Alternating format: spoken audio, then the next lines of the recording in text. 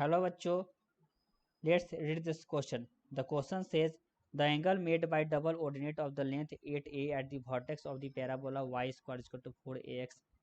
a is equal to pi upon 3 है, b is equal to pi upon 2 है, c is equal to pi upon 4 है, d is equal to pi upon 6 है. Clear है? तो देखिए इस question को हम लोग किस तरीके से जो है सॉल्व करेंगे. तो सबसे पहले बेसिक की कॉन्सेप्ट क्या रिक्वायर्ड है इस क्वेश्चन को सॉल्व करने के लिए. बेसिक की कॉन्सेप्ट, ठीक है, बेसिक की कॉन्सेप्ट क्या रिक्वायर्ड है इस क्वेश्चन को सॉल्व करने के लिए. तो बेसिक की कॉन्सेप्ट क्या है, आपको जो है डबल ऑर्डिनेट के बारे में पता होना चाहिए कि डबल ऑर्डिनेट क्या होता है. तो मान लीजिए कि एक हमारा जो है पैराबोला है और ये जो है हमारा क्या हो गया यहाँ फोकस, ठीक है. ये जो है क्या है हमारा डबल ऑर्डिनेट, ठीक है. ये डिस्टेंस और ये डिस्टेंस जो है हमारा क्या होता है इक्वल होता है, ठीक है. तो यहाँ पे जो है, तो यहाँ पे हम लोग लिख सकते हैं कि डबल ऑर्डिनेट क्या होता है. The double ordinate, the double ordinate, the double ordinate is a code. यह क्या है हमारा is a code which is perpendicular to axis of parabola, which is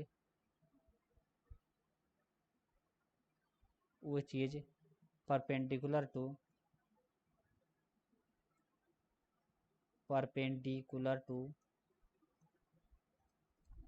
axis of parabola, axis of parabola, ठीक है. वो क्या होता है एक्सिस ऑफ पैराबोला होता है, ठीक है. तो यहाँ पे जो है हमारा डबल ऑर्डिनेट जो है 8a दे रखा था, ठीक है. यह जो है हमारा क्या दे रखा 8a, तो ये जो 4a हो जाएगा और ये जो है हमारा क्या हो गया 4a हो गया. क्लियर है? तो यहाँ से एंगल निकालना है, ठीक है, ए थीटा, ठीक. तो ये जो है एंगल निकालना है मेड बाय जो है डबल ऑर्डिनेट. तो देखिए, तो सिंपली जो है यहाँ पे सबसे पहले तो यहाँ पे पैराबोला का जो इक्वेशन जो दे रखा है Y square equal to 4x, तो given Y square equal to जो है हमारा 4x है, 4ax, Y square equal to 4x है. और यहाँ पे इस पॉइंट का नाम ए कह देते हैं, इसको जो है बी. तो ए लाइन ऑन वाई, इसको ए जो है हमारा लाई करता है, A lie on Y square equal to 4ax, ठीक है.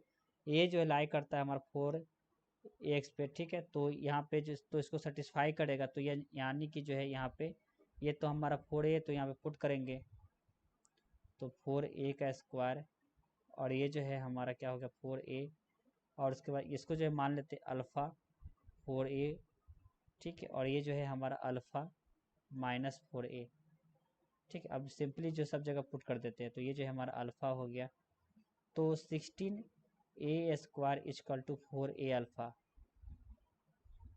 अब यहाँ पे जो है a हो गया, a पॉइंट्स क्या है हमारे पास 4a कोमा 4a है, और b जो है क्या है हमारे पास 4a माइनस 4a है, और ये ओरिजिन क्या है 0,0 है. तो यहाँ पे स्लोप m1 निकालेंगे हम लोग, स्लोप m1 क्या हो जाएगा 4a माइनस 0, ठीक है, 4a माइनस 0. ये जो यहाँ पे 0,0 है, तो यहाँ पे हम लोग 4a माइनस 0 निकाले, ठीक है. तो बेसिकली यहाँ पे जो है हमको क्या निकल गया था, देखिए, तो यहाँ 16a स्क्वायर, तो यहाँ पे जो है a का वैल्यू हमें निकल गया, a का वैल्यू तो हमको निकल गया था अल्फ़ा इक्वल टू 4a. यहाँ से जो है अल्फ़ा इक्वल टू जो है हमें 4a, तो यहाँ से अल्फ़ा इक्वल टू 4a निकल गया, तो यहाँ पे पुट करेंगे, ठीक है. तो यहाँ पे जो है 4a माइनस 0 और ये जो है 4a माइनस 0. क्लियर है? अब जो है ये क्या हो गया हमारा, ये 1 हो गया, फिर m1 इक्वल टू जो है 1, m2 इक्वल टू जो है ये क्या हो गया माइनस 4 माइनस 0, और ये जो है 4a माइनस 0, ठीक है.